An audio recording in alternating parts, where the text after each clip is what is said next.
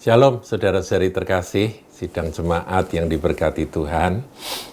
Dalam Suara Gembala kali ini kita akan masuk dalam epilog atau akhir dari seluruh rangkaian kisah Yusuf. Saudaraku, tentunya kalau kita mau detailkan ada banyak bagian-bagian potongan dari kisah Yusuf ini yang menarik untuk disimak. Tetapi tentunya itu akan menjadi sebuah seri yang panjang. Jadi kalau dibikin drama seri, maka saya kasih judul Ketidakadilan yang ada di dalam rencana Allah. Yaitu salah satu judul. Atau mungkin bagus juga judulnya Proses untuk menuju kegenapan rencana Allah. Nah, itu semua kalau fokusnya pada Yusufnya. Tetapi saudaraku, di dalam kisah Yusuf ini juga ada banyak pelajaran. Misalnya bahwa iri hati itu jahat sekali. Saudara-saudara Yusuf yang iri terhadap Yusuf, itu kalau tidak segera diselesaikan iri hati itu bisa menjadi satu kejahatan, saudara, yang berkembang biak di dalam hati dan pikiran seseorang. Jadi iri hati adalah sifat manusiawi yang harus kita lawan. Bagaimana, saudara, kalau Anda iri?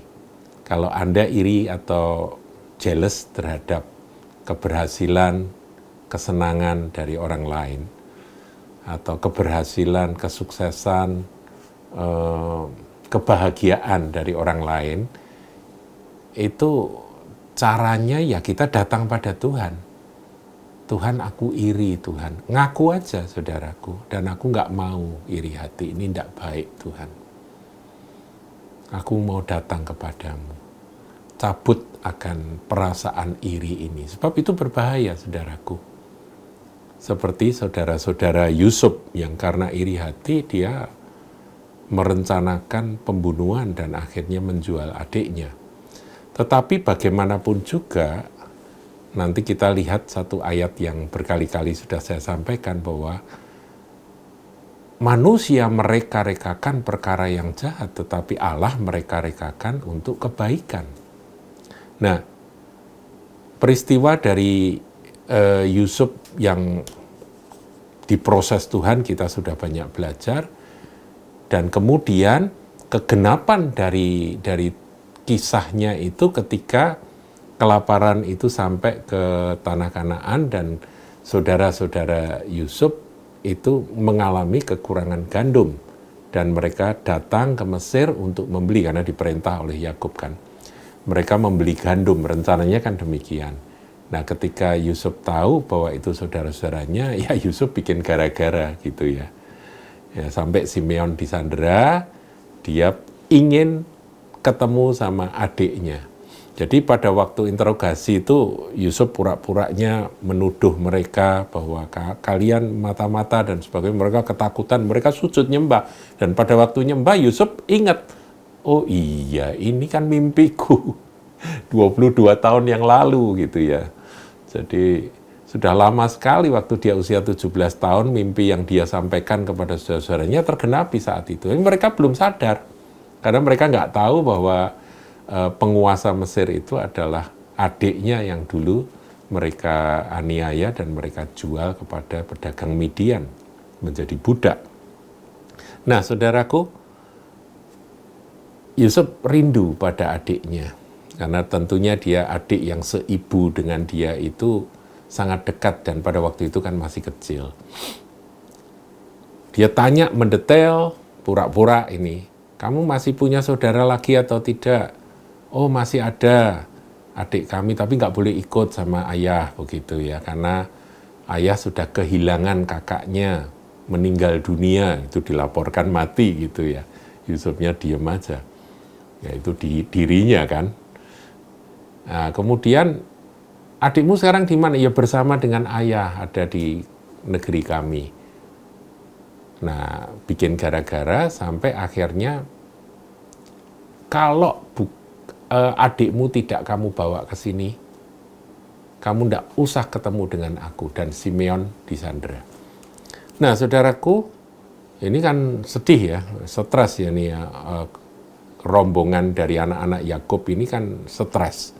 Mereka pulang, ketemu ayahnya, cerita semua bahwa kami dikasih gandum, bahkan uangnya dikembalikan, tapi Simeon disandera karena kami harus bawa Benyamin. Benyamin harus kami bawa ke sana kalau nanti kami pergi ke Mesir lagi untuk membeli makanan.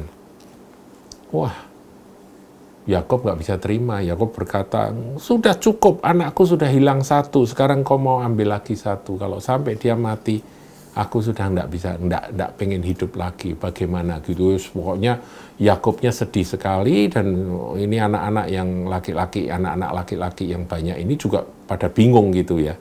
Ya sudah, mau apa, saudara?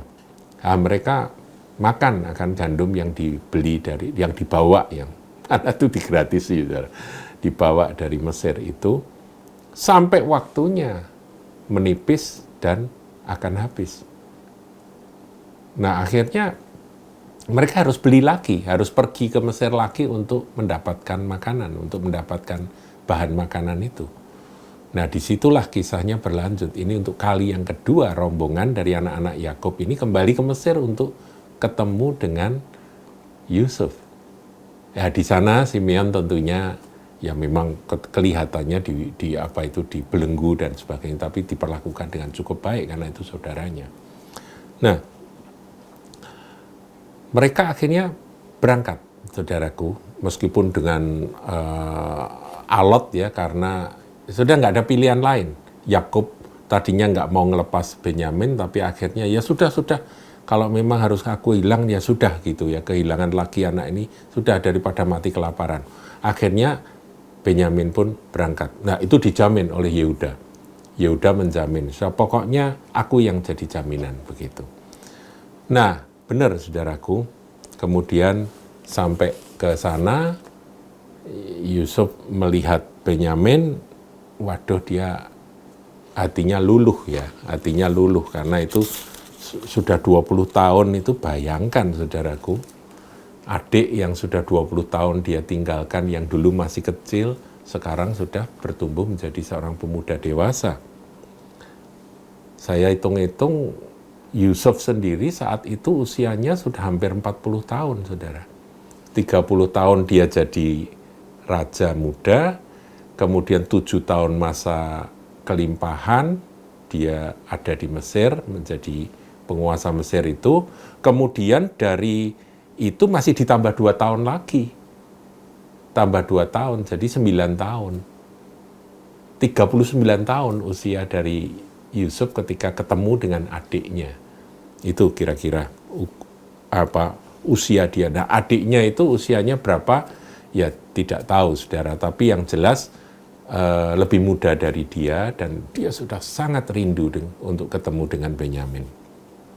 Nah, ini saya bacakan Kejadian 43, ayatnya yang ke-26. Jadi ini saudara-saudara Yusuf semuanya sudah sampai dan nunggu Yusuf datang. Ketika Yusuf telah pulang, mereka membawa persembahan yang ada pada mereka itu kepada Yusuf, karena dipesan oleh Yakub untuk bawa balsam, ya pokoknya barang-barang yang berharga. Mereka itu sebetulnya kelimpahan, tapi makanan tidak ada gitu, saudara, ya percuma ya. Mereka punya barang-barang, punya duit, tapi nggak punya makanan. Ketika Yusuf telah pulang, mereka membawa persembahan yang ada pada mereka itu pada Yusuf di dalam rumah. Lalu sujud kepadanya sampai ke tanah. Jadi menggenapi ya. Ya sebelum itu memang sudah menggenapi ya, mereka itu akan nyembah pada Yusuf. 27. Sesudah itu ia bertanya kepada mereka, apakah mereka selamat? Lagi katanya, apakah ayahmu yang tua yang kamu sebutkan itu selamat? Yusuf merindukan akan ayahnya juga. Masih hidupkah ia? Ya, dia tahu ayahnya sudah lanjut usia. Jawab mereka, hambamu ayah kami ada selamat. Ia masih hidup. Sesudah itu berlututlah mereka dan sujud. Sujud terus, saudaraku. Jadi mimpi dari Yakub itu digenapi di sini. Ketika Yusuf memandang kepada mereka, dilihatnya Benyamin, adiknya yang seibu dengan dia. Lalu katanya, inikah adikmu yang bungsu itu, yang telah kamu sebut-sebut kepadaku? Lagi katanya, Allah kiranya memberikan kasih karunia kepadamu, anakku. Lalu segeralah Yusuf pergi dari situ, sebab hatinya sangat terharu. Dia nggak tahan lagi merindukan adiknya itu. Dan dicarinyalah tempat untuk menangis. Dia harus menutupi identitas dirinya di hadapan saudara-saudara yang lain karena dia masih ingin bersandiwara. Tapi dia nggak tahan, dia cari ruangan untuk dia nangis sejadi-jadinya. Tempat untuk menangis. Ia masuk dalam kamar itu lalu menangis di situ. Sesudah itu dibasuhnyalah mukanya dan ia tampil keluar. Ia menahan hatinya dan berkata, hidangkanlah makanan, gitu ya. Nah, kemudian mereka dijamu. Bingung semua, saudara. Ini sebetulnya penguasa ini gimana sih? Sepertinya menekan kami, Simeon ditahan. Padahal itu dilepaskan ya, pada waktu mereka datang itu Simeon sudah dilepaskan untuk ketemu mereka. Ya diperlakukan baik Simeon. Tapi kami dipaksa untuk bawa adik kami yang bungsu, yaitu Benyamin. Mau diapakan nasib kami yang nggak ngerti gitu ya. Nah ketika datang malah dijamu. Dijamu, mereka semua berpandang-pandangan dengan heran, ini kok kami ini kok malah dijamu habis-habisan dengan jamuan yang sangat mewah, yang sangat enak ini ya. Lalu minumlah mereka bersukaria bersama-sama dengan dia. Nah yang istimewa memang pada waktu itu Yusuf memerintahkan pelayan itu untuk ngasih Benyamin itu paling banyak. Saya nggak tahu Benyaminnya badannya gendut atau enggak, tapi karena ini kakak sayang pada adiknya, kasih banyak-banyak, sampai dikatakan 5 kali lebih banyak daripada yang lain. Jadi kalau yang lain dapat 2 roti, dia rotinya 5 kali, jadi 10 roti. Ayam itu kalau misalnya yang lain dapat 1 ekor ayam, dia dapat 5 ekor ayam, itu sampai sebegitunya. Jadi semua bertanya-tanya, ini ada apa nih? Kok Benyamin diistimewakan begitu ya? Nah, kemudian saudaraku, Yusuf ini bikin gara-gara. Dia pengen Benyamin itu ikut dia. Dia pengen Benyamin itu dekat sama dia. Dia masih nggak mau lepas dengan Benyamin.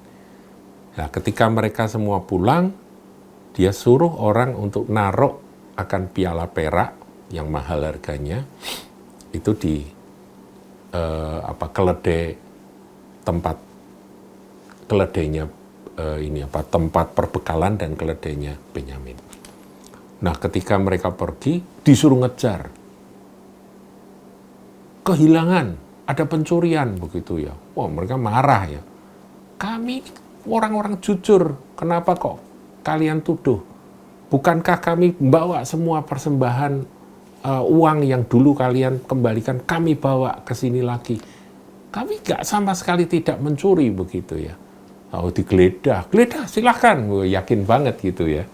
Ini anak-anak Yakub ini. Kemudian waktu digeledah ditemukanlah Benyamin, saudaraku. Di tempat Benyamin ada piala tersebut. Nah ini buktinya begitu. Memang dimasukkan, saudaraku. Nah akhirnya tertahanlah mereka. Nah saudaraku, singkat cerita, Yehuda membela Benyamin karena Benyamin suruh mau ditahan. Yehuda berkata, kalau Benyamin adik kami yang bungsu itu ditahan, maka aku nggak bisa karena aku sudah janji sama ayah. Ya dia bela, habis-habisan dia cerita semua, dia ngomong bahwa nanti ayah pasti akan mati ngenes gitu ya, karena anak yang satu sudah meninggal, ini yang satu lagi yang paling kecil, yang lahir di masa tuanya ini harus ditinggal di Mesir, nggak bisa, dia pasang badan begitu ya, intinya aku mau menggantikan anak itu, biar aku saja. Benyamin ini anak paling kecil, Yehuda ini sebetulnya bukan paling besar. Yang paling besar sebetulnya adalah Ruben. Tetapi Yehuda di sini tampil, saudaraku. Saya sendiri merenung ya, mengapa kok Yehuda itu dipilih oleh Tuhan menjadi jalur yang akan menurunkan Daud, kemudian dari Daud menurunkan Yesus, Mesias. Barangkali, saudaraku ya, barangkali karena sikapnya ini ya, sikapnya yang berani bertanggung jawab. Dia pasang badan, saudara, terhadap ayahnya. Dia sudah janji terhadap Yusuf, yang dia belum ketahui bahwa itu adalah Yusuf. Dia akhirnya berkata, aku siap menggantikan anak itu. Biarlah anak itu pulang bersama-sama dengan saudara-saudaranya. Itu ada di Kejadian 44 ayatnya yang ke-33. Oleh sebab itu, baiklah hambamu ini tinggal menjadi budak tuanku. Dia ngomong sama Yusuf seperti itu. Yehuda menggantikan anak itu, dan biarlah anak itu pulang bersama-sama dengan saudara-saudaranya. Sebab masakan aku pulang kepada ayahku apabila anak itu tidak bersama-sama dengan aku. Aku tidak akan sanggup melihat nasib celaka yang akan menimpa ayahku. Saudaraku, nah sampai di situ kita lihat pasal 45 ayat 1. Yusuf memperkenalkan dirinya kepada saudara-saudaranya. Ketika itu Yusuf tidak dapat menahan hatinya lagi. Jadi dia tuh, dia kan Yusuf ini kan orang yang hatinya baik ya, saudara, hatinya lembut. Tapi dia berpura-pura garang gitu ya. Berpura-pura dia menjadi penguasa yang kejam dan keras begitu ya. Nah, pada waktu itu Yusuf tidak dapat menahan hatinya lagi di depan semua orang yang berdiri di dekatnya. Lalu berserulah ia, suruhlah keluar semua orang dari sini. Maka tidak ada seorang pun yang tinggal di situ bersama-sama Yusuf. Ketika ia memperkenalkan dirinya kepada saudara-saudaranya. Setelah itu menangislah ia sekeras-kerasnya. Dengan ia keras-keras sehingga kedengaran kepada orang Mesir dan kepada seisi istana Fir'aun. Sudah nggak bisa nahan diri dia. Orang-orang suruh keluar tapi suaranya itu kedengaran ya. Dan Yusuf berkata kepada saudara-saudaranya, akulah Yusuf, masih hidupkah Bapak? Tetapi saudara-saudaranya tidak dapat menjawabnya, sebab mereka takut dan gemetar menghadapi dia. Lalu kata Yusuf kepada saudara-saudaranya, marilah dekat-dekat. Maka mendekatlah mereka, katanya lagi, akulah Yusuf, saudaramu yang kamu jual ke Mesir. Tetapi sekarang janganlah bersusah hati, dia malah menghibur hati saudara-saudaranya. Dan janganlah menyesali diri, karena kamu menjual aku ke sini, sebab untuk memelihara kehidupan Allah. Sebab untuk memelihara kehidupanlah Allah menyuruh aku mendahului kamu. Memelihara kehidupan dari orang-orang keturunan Yakub ini. Bangsa Israel yang pada waktu itu masih sedikit jumlahnya. Tetapi sekarang janganlah bersusah hati dan janganlah menyesali, karena kamu menjual aku ke sini, sebab untuk memelihara kehidupanlah Allah menyuruh aku mendahului kamu. Karena telah 2 tahun ada kelaparan dalam negeri ini, dan selama 5 tahun lagi orang tidak akan membajak atau menuai. Maka Allah telah menyuruh aku mendahului kamu untuk menjamin kelanjutan keturunanmu di bumi ini dan untuk memelihara hidupmu sehingga sebagian besar daripadamu tertolong. Ayat 8, saudaraku, kita baca ya. Jadi bukanlah kamu yang menyuruh aku ke sini. Ini pemahaman dari Yusuf yang luar biasa. Tetapi Allah, dialah yang telah menempatkan aku sebagai bapak bagi Fir'aun dan tuan atas seluruh istananya dan sebagai kuasa atas seluruh tanah Mesir.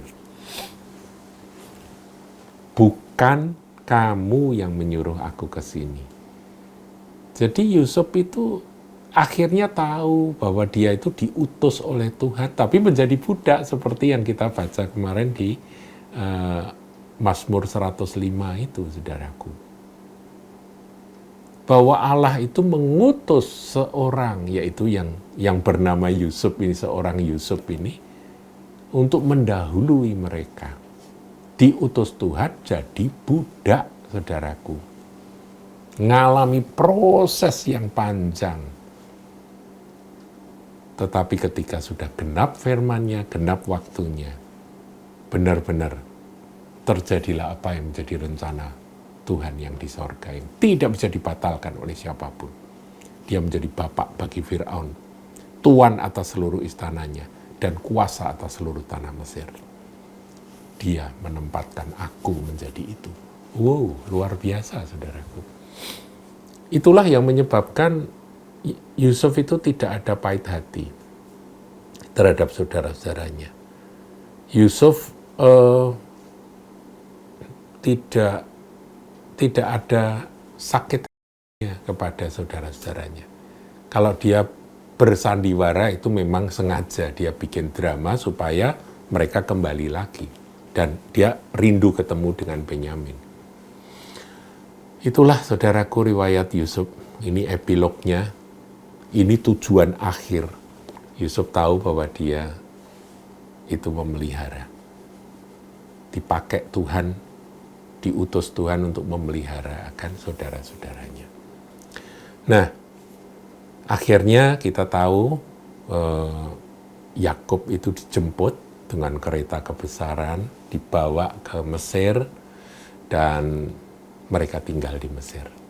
Nah, ini awal daripada mereka tinggal di Goshen itu, saudaraku. Nah, ketika mereka tinggal di Mesir, mereka kan dengan adanya Yusuf sebagai penguasa Mesir, ya mereka aman-aman saja gitu ya. Sampai hari kematian Yakub. Tapi ini saudara-saudaranya ini meskipun tahu Yusuf itu sama sekali tidak mendendam dan baik pada mereka, tidak ada dendam sakit hati sama sekali pada mereka yang pernah berbuat begitu jahat kepada dia, tapi mereka tetap ketakutan. Mereka pikir selama ada ayah kita aman, selama ada ayah kita aman. Tetapi saudaraku, berlangsung waktu, Yakub meninggal. Nah, ketika Yakub meninggal, takut lagi mereka, saudara-saudara Yusuf ini. Nah, ini kita lihat, saudaraku ya. Kejadian 50. Ayat 17. Beginilah harus kamu katakan kepada Yusuf, ampunilah kiranya kesalahan saudara-saudaramu dan dosa-dosa mereka. Sebab mereka telah berbuat jahat kepadamu. Maka sekarang ampunilah kiranya kesalahan yang dibuat hamba-hamba Allah ayahmu. Lalu menangislah Yusuf ketika orang berkata demikian kepadanya. Juga saudara-saudaranya datang sendiri dan sujud di depannya serta berkata, kami datang untuk menjadi budakmu.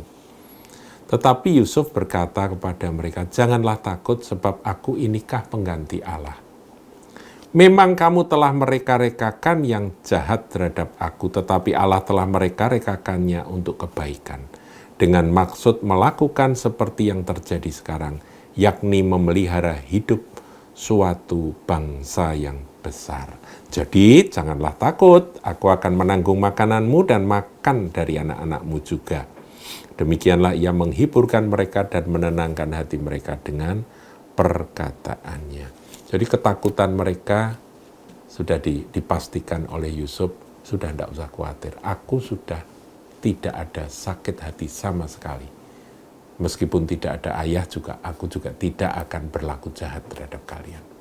Dia penguasa, saudaraku, penguasa di Mesir. Dia bisa berbuat apa saja. Nah, jadi nggak ada sakit hati, nggak ada dendam, nggak ada kepahitan. Itulah Yusuf, saudara. Saya coba selidiki kisah Yusuf ini, tidak ada itu satupun bagian dari ayat firman yang menceritakan bahwa Yusuf membalas kejahatan atau fitnah dari istri Potifar. Nggak ada, saudara. Berarti Yusuf ini memang orang yang tahu bahwa semuanya itu diatur oleh Bapa yang di surga. Kalau Bapa menyertai aku, apapun yang aku harus lewati, apapun yang harus aku jalani, itu ada di dalam rencananya, dan Tuhan mereka-reka itu untuk menggenapi rencananya yang agung dan mulia. Tuhan Yesus memberkati.